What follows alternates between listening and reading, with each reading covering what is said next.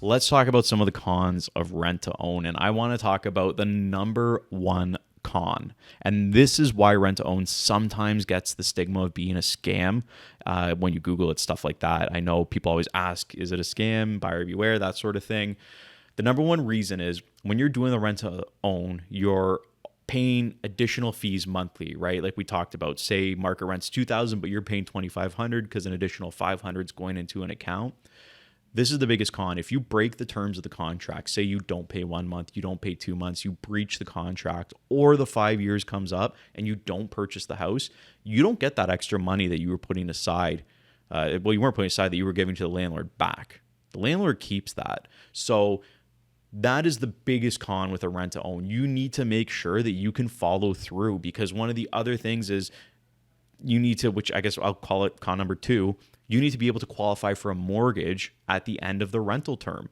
So if you don't qualify for the mortgage, if your money you give to the landlord isn't enough for a down payment, you didn't put enough extra aside, or rates went up or something happened, you lose your job, you can't qualify for the mortgage, you're in breach of the contract, and the landlord may not want to give you the money back. They're not obligated to. So you could lose your money. So you have to actually qualify for a mortgage at some point. You just don't own the house. It's just like buying a house normally.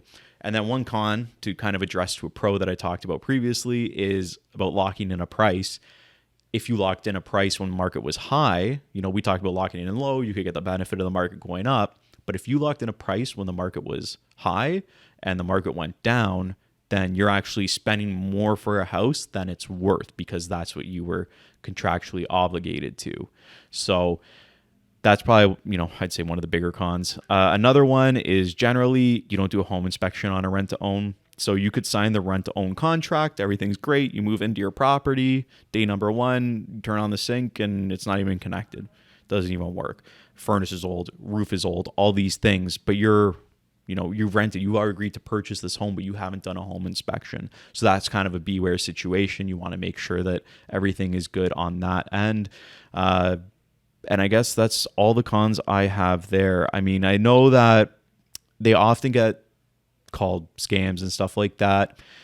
And I can see why, because they're very heavily favored in the landlord. And my biggest advice to you, if you're looking at going into a rent to own as a tenant, is really, really make sure that you are going to be able to qualify for that mortgage, or you believe that you're going to be able to build up the credit and build up the down payment to follow through with the purchase in 5 years.